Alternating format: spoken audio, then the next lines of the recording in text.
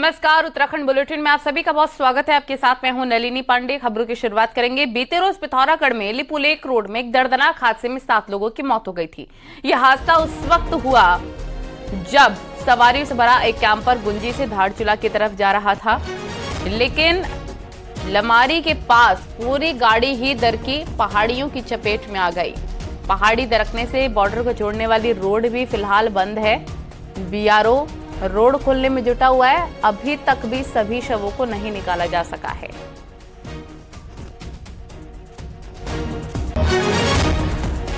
पिथौरागढ़ के गुंजी में बड़ा हादसा। पिथौरागढ़ के गुंजी में यह हादसा हुआ। तस्वीरें आपको हम दिखा रहे हैं। लोडर गाड़ी के ऊपर टूटी चट्टान। बीते रोज पिथौरागढ़ में लिपुलेख रोड में दर्दनाक हादसे में 7 लोगों की मौत हो गई थी। यह हादसा उस वक्त हुआ जब सवारियों से भरा एक कैंपर गुंजी से धारचूला जा रहा था। लमारी के पास पूरी गाड़ी ही दरकी पहाड़ियों की चपेट में आ गई। पहाड़ी दरकने से बॉर्डर को जोड़ने वाली रोड भी फिलहाल बंद है। बीआरओ रोड खोलने में जुटा है और अभी तक भी सभी शवों को नहीं निकाला जा सका है।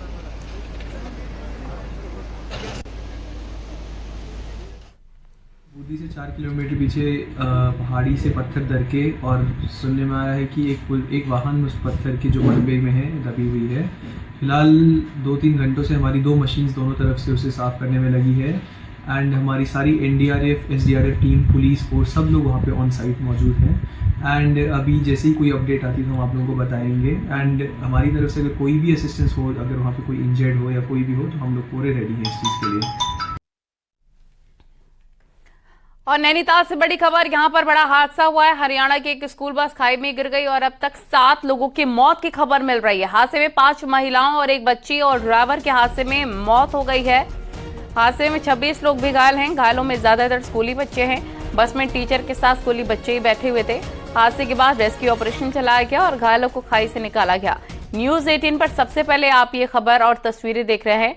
बस में 33 लोगों के सवार होने की खबर है। इसमें से 26 लोग घायल हैं। घायलों को इलाज के लिए हल्द्वानी के सुशीला तिवारी अस्पताल में इलाज के लिए भर्ती करवा दिया गया है।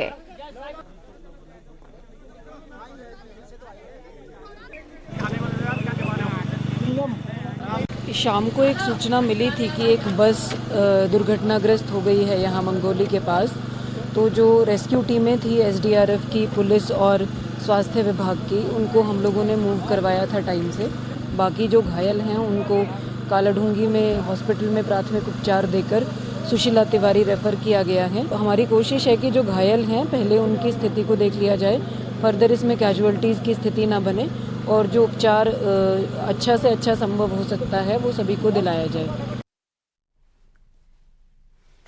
नैनीताल में कालाडूंगी रोड पर बस के दुर्घटनाग्रस्त होने का अत्यंत दुर्भाग्यपूर्ण समाचार प्राप्त हुआ है। स्थानीय प्रशासन और एसडीआरएफ की टीम द्वारा राहत एवं बचाव कार्य जारी है। घायलों को नजदीकी चिकित्सालय में उपचार हेतु भर्ती करवा दिया गया है। बाबा केदार के सभी यात्रियों के सकुशल होने की कामना करता हूं, ये ट्वीट सामने आया पुष्कर सिंह धामी का।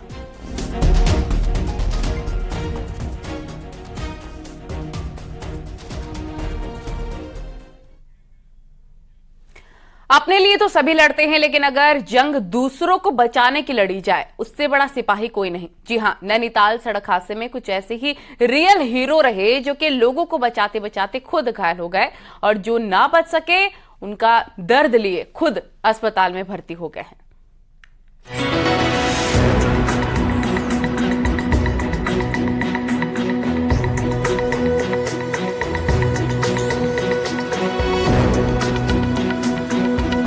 नलनी के इंदर सिंह कोरंगा नैनीताल बस हादसे के घायलों को निकालते निकालते खुद घायल हो गए। रेस्क्यू के दौरान पत्थर उनके पांव पर गिरा और वो बुरी तरह से जख्मी हो गए, लेकिन तब तक इंदर समेत उनकी टीम ने 25 घायलों को खाई से निकाल दिया था। घायलों को लेकर इंदर अस्पताल पहुँचे तो गाँव के ही कई युवाओं ने अपनी जान दांव पर लगाकर लोगों को निकाला और अन्य लोग भी इस जीवन बचाने की मुहिम में लग गए।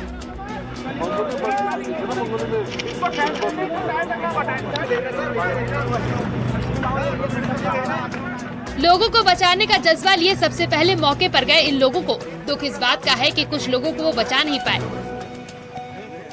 जी सर, बचाने में 20-25 निकाले सर, ऊपर से जो है रेस्क्यू करने में इतना बड़ा पत्थर आ गया सर, जिसको नीचे वो करने में मेरा टांग टूट गई सर, मैं अलग बैठ गया। कोई बात नहीं सर, बच्चे बच गए, लेकिन एक बच्चा छोटा चले गया सर, उसकी बड़ी वो है सर, बड़ी दुविधा हुई सर, बचा नहीं पाया मैं उसको। दरअसल जैसे ही हिसार हरियाणा के स्कूल बस की गिरने की सूचना मिली तो नल्ली के युवा फर्स्ट रिस्पांस टीम बनकर खुद ही लोगों को बचाने में जुट गए। सूचना के बाद मौके पर SDRF, NDRF, फायर ब्रिगेड और पुलिस समेत अन्य लोग पहुंचे तो काम और आसान हो गया। 29 लोगों को निकाला गया, जिसमें से 7 की मौत हो गई।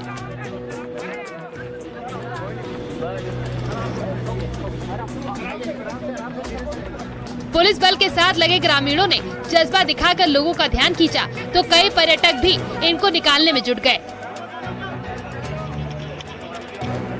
हमारे जो बहादुर लोग हैं उनकी पहचान भी है कि उन्होंने अपने लेवल पर रेस्क्यू ऑपरेशन शुरू किया है और ऐसे दुर्गम जगह पर जाके उन्होंने जो हमारे ट्रेंड पुलिस कर्मचारी उनका साथ दिया है। तो सबसे पहले तो ऐसे लोगों को बहुत बहुत धन्यवाद।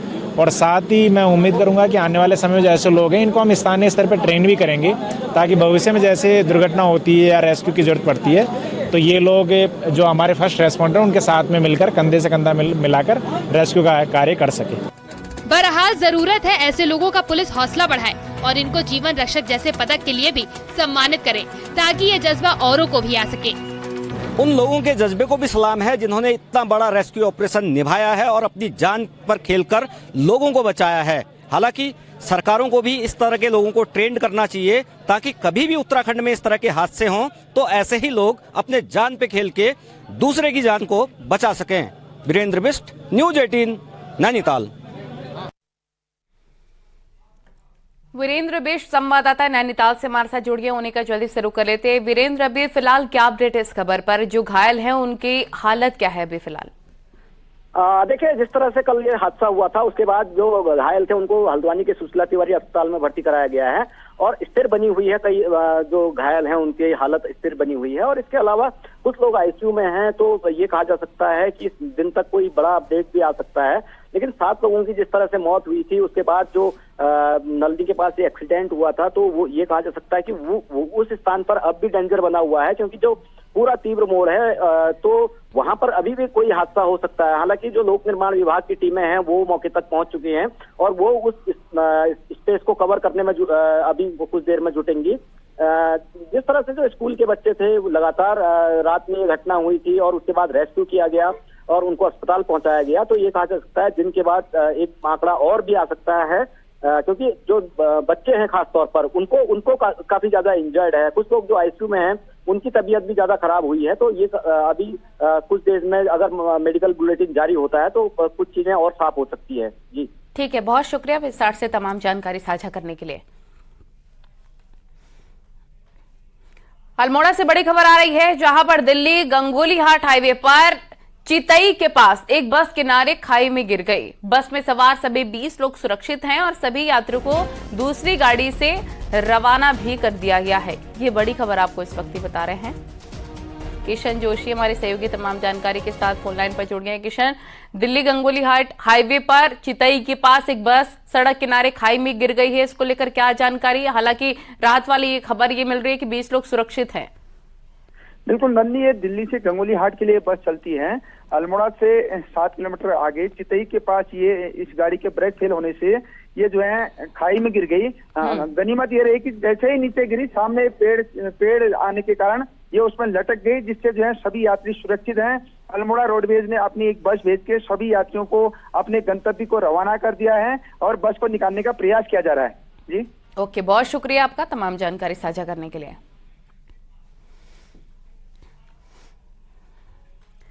रुद्रप्रयाग से अगली खबर, यहां पर केदारनाथ हाईवे पर हादसा हो गया है। मैक्स गाड़ी के ऊपर बड़ा बोल्डर गिर गया। गनीमत रही कि गाड़ी में 6 सवार यात्री बाल बच गए। बोल्डर गाड़ी के आगे के हिस्से पर गिरा। अगर गाड़ी के बीच में बोल्डर गिरता तो बड़ा हादसा हो सकता था। गौरीकुंड पार्किंग के सामने यह घटना।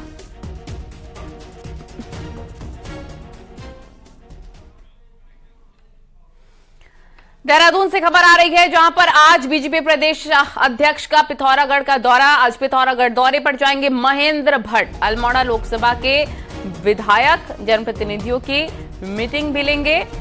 और आपको बता दें पीएम के दौरे की तैयारियों के सिलसिले में भी मीटिंग होगी। कल सीएम धामी भी जाएंगे पिथौरागढ़, प्रशासनिक अधिकारियों की मीटिंग भी लेंगे सीएम।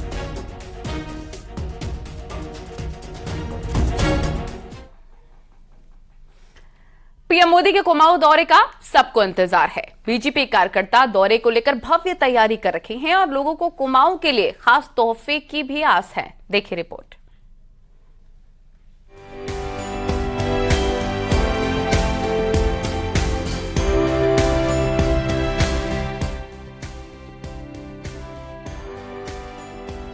प्रधानमंत्री नरेंद्र मोदी का 12 अक्टूबर को प्रस्तावित उत्तराखंड दौरा कई मायनों में खास होने जा रहा है।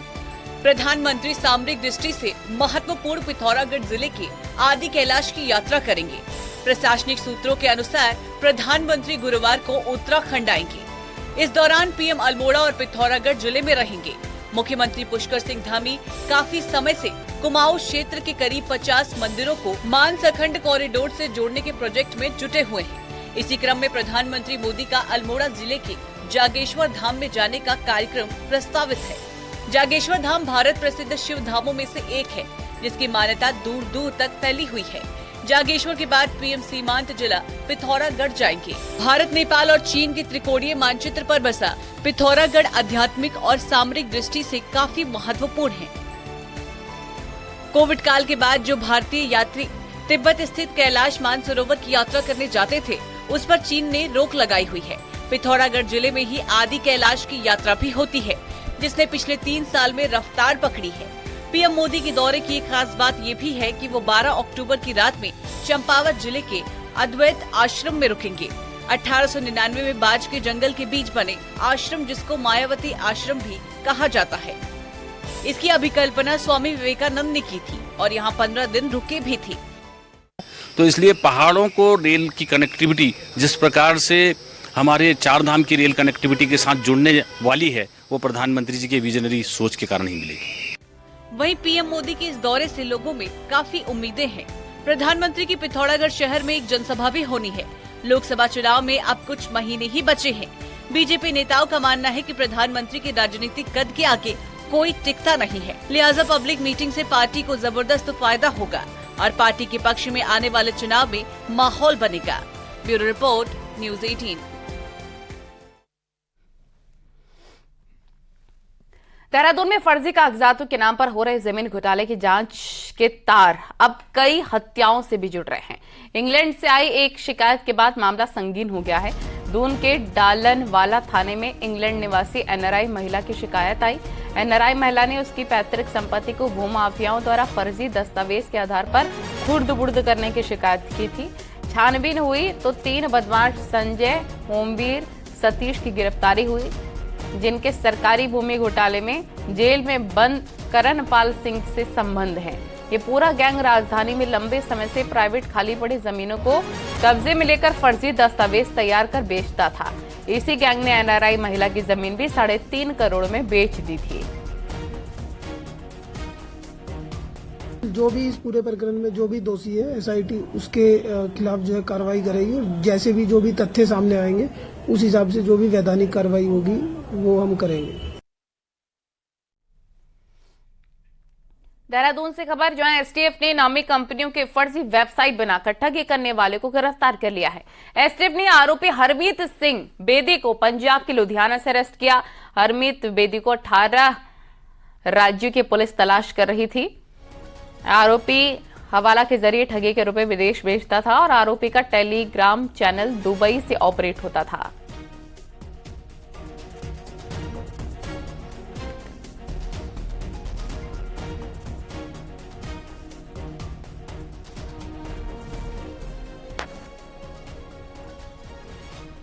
फर्जी वेबसाइट बनाकर ठगी का आरोपी हरमीत सिंह बेदी को एसटीएफ ने पकड़ा। पिछले कुछ वक्त से मदरसों पर सवाल उठ रहे हैं, लेकिन नैनीताल के एक मदरसे से ऐसी तस्वीर निकली है जो किसी को भी हैरान कर देगी। यहां न सिर्फ बच्चों को टॉर्चर किया जा रहा था, बल्कि मौलाना पर गंभीर आरोप भी लगे। देखिए।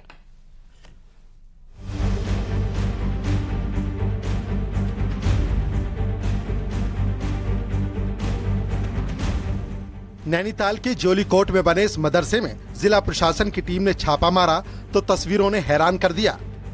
मौलाना और उसके बेटे का डर इन बच्चों में साफ दिख रहा था। 24 में से ज्यादातर बच्चे बीमारी की हालत में मिले हैं। शिकायत के बाद इस मदरसे में पहुंची टीम के सामने एक एक कर सच बाहर आता रहा तो खाने पीने और बिस्तर तक गंदे मिले। वहीं इन बच्चों को पिलाए जा रहे पानी में कीड़े तक मिले हैं। हैरान कर देने वाली इस मदरसे की इन तस्वीरों ने मौलाना और उसके बेटे की ज्यादती की पोल खोल कर रख दी। मैंने उनसे खान के लिए पूछा तो खान देख कर सर मैं तो कुछ देर तक दंग रह गए थे। मैंने कमरे देखे सर, इनकी लिहाज देखे, इनकी लेटरिन बाथरूम देखी, इनका रहन सहन देखा साहब, तो मेरा तो इंतहा कर रह गया। मेरे से बर्दाश्त नहीं हो पाया क्योंकि मारपीट भी हो रही सर, वो भी हो रही। इस मदरसे में कुल 24 छात्र हैं। बच्चों को ऐसी संक्रामक बीमारी है जो एक दूसरे में फैल रही है, लेकिन फिर भी टीबी वाले बच्चों को भी एक साथ रखा गया है। 2010 से चल रहे इस मदरसे पर ही सवाल उठ रहे हैं। हालांकि शिकायतकर्ता प्रशासन की कार्रवाई से राहत में है, तो मौलाना अपने ऊपर लगे आरोपों को निराधार बता रहा है। इनमें से होंगे 1-2 बच्चे जो माँ बाप से शिकायत करा है, उसी शिकायत के ऊपर अफसरों की बात गया है, यही बात है और क्या है। बिस्तर देते हैं, ये अक्टूबर है, बिस्तर हमने नया लाया है, आप देख सकते हैं। पानी हम उबाल के पिलाते हैं। मेनली खाने का से ज़्यादा इशू ये है कि जो पानी पिलाया जा रहा है वो उसमें पूरे कीड़े पड़े हुए हैं और जो बच्चों का प्रॉपर इलाज नहीं करा गया, सारे बच्चों को जो एलर्जी हो रखी है, वो सारी चीज़ें हैं जो ये देख कर लगता है कि बच्चों को इस दशा में कोई कैसे रख सकता है। अब कानून के मुताबिक कार्रवाई की बात की जा रही है, लेकिन हैरानी ये है कि सरकार से मदद लेने वाले ऐसे मदरसों पर तब तक क्यों किसी की नजर नहीं जाती जब तक कि देर और अंधेर नहीं हो जाती। नैनीताल से न्यूज़ 18 के लिए वीरेंद्र बिष्ट की रिपोर्ट।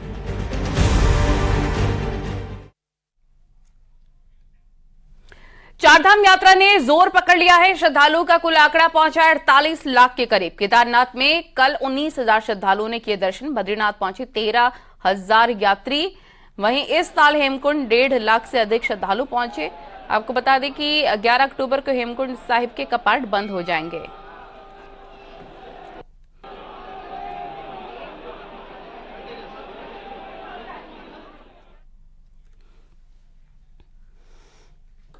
चमोली से खबर, पाकिस्तान से 65 यात्री हेमकुंड साहिब पहुंचे हैं। कपिल कुमार की अगुवाई में कराची से जत्था हेमकुंड पहुंचा और साथ ही हिंदू यात्रियों ने उत्तराखंड सरकार और गुरुद्वारा कमेटी का आभार जताया है। पिछले 8 साल से लगातार तीर्थयात्री हेमकुंड साहिब पहुंच रहे हैं। इस बार यात्रियों का ये जत्था 4 अक्टूबर को गोविंद घाट पहुंचा था और उसके बाद घांगरिया और हेमकुंड साहिब की यात्रा की।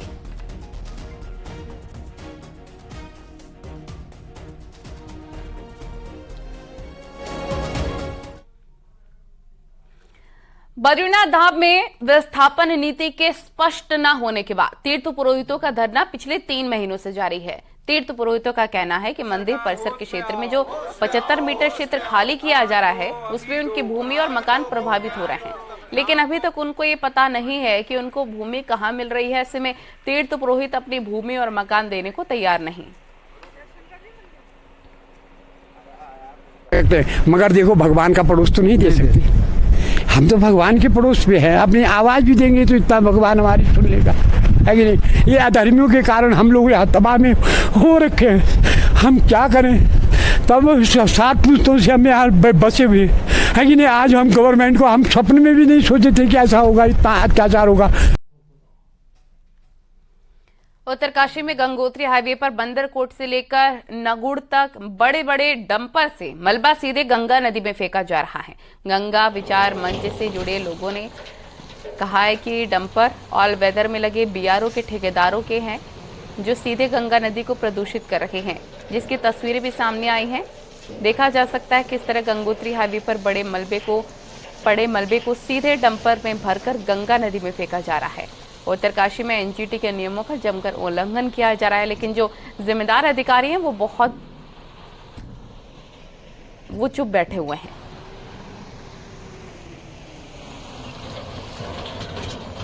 गंगोत्री राष्ट्रीय राजमार्ग है, ऑल ओवर रोड है, ये बीआरओ के पास है और बीआरओ ने इसको कंस्ट्रक्शन के लिए, वाइडनिंग के लिए ये ठेकेदारों को ठेके पे दे रखी है। और अभी चतुर्मास में जो लाखों टन मलबा ऊपर पहाड़ी से जगह जगह सड़क पे आ गया है, इसको डंपिंग स्थान पे न डालकर ठेकेदार इसको सीधे गंगा जी में उड़ेल रहा है। और ये आज हम लोग जब गए तो देखा कि भारी भारी बोल्डर, मिट्टी, पत्थर सब गंगा जी में उड़ेला जा रहा है और गंगा जी भी प्रदूषित हो रही है।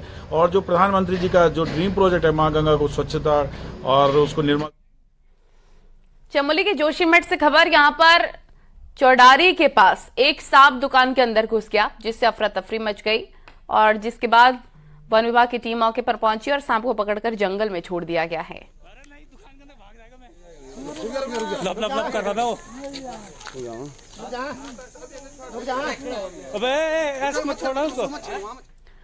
सोशल मीडिया में लाइक शेयर बढ़ाने के लिए बीच सड़क पर चारपाई में लेटना 2 युवकों को भारी पड़ गया। रील के चक्कर में पुलिस ने दोनों की रेल बना दी और गिरफ्तार करके जेल भेज दिया।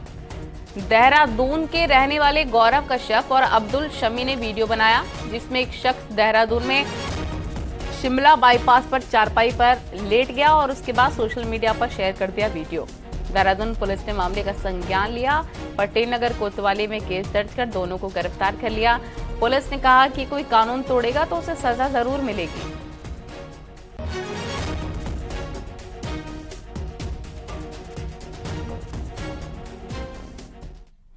हरिद्वार के सती घाट पर रविवार को 6000 लवारिस अस्थियों का विसर्जन किया गया। हर साल लवारिस मृतकों की अस्थियों को लाने वाली संस्था श्री देवोत्थान सेवा समिति की ओर से ये कार्यक्रम किया गया। करीब 6000 अस्थियों को वैदिक मंत्रोच्चारण के साथ गंगा में विसर्जित किया गया। उनके मोक्ष की कामना की गई। ये अस्थियां देश के अलग अलग शमशानों से इकट्ठा की गई हैं। हालांकि पाकिस्तान से भी कुछ हिंदुओं की अस्थियां लाई जानी थी, लेकिन वीजा नहीं मिलने के कारण उन्हें नहीं लाया जा सका।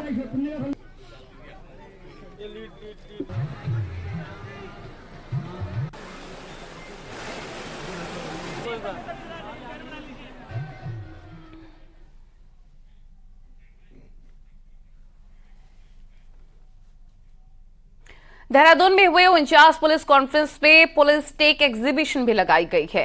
एग्जीबिशन में जिसमें मेक इन इंडिया के तहत तैयार किए गए स्मार्ट और स्पेशल वेपन्स के साथ साथ अन्य उपकरणों को पुलिस आधुनिकीकरण में सम्मिलित करने पर जोर दे रही है।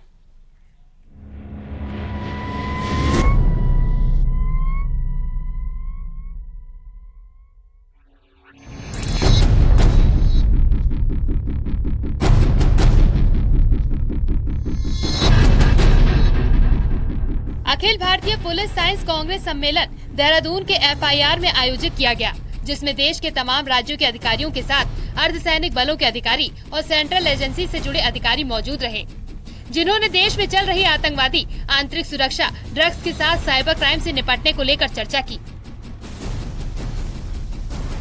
वहीं दूसरी तरफ इस पूरे कार्यक्रम में आकर्षण का केंद्र रही पुलिस टेक एग्जीबिशन, जिसमें देश की नामी कंपनियों ने अपने स्टॉल लगाए, जिनको देखने के लिए कॉलेज के छात्र और तमाम पुलिस के साथ अर्धसैनिक बलों के जवान भी मौजूद रहे।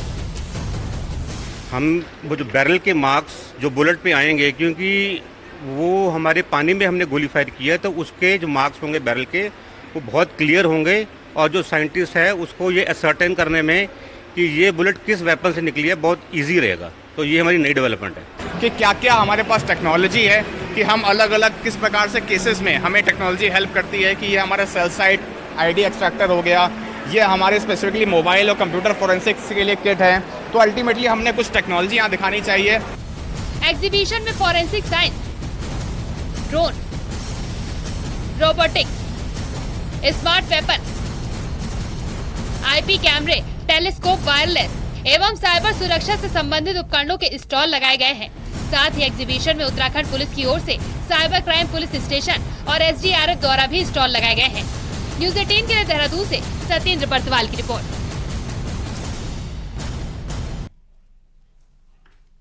और इसके साथ उत्तराखंड बुलेटिन में फिलहाल के लिए इतना ही।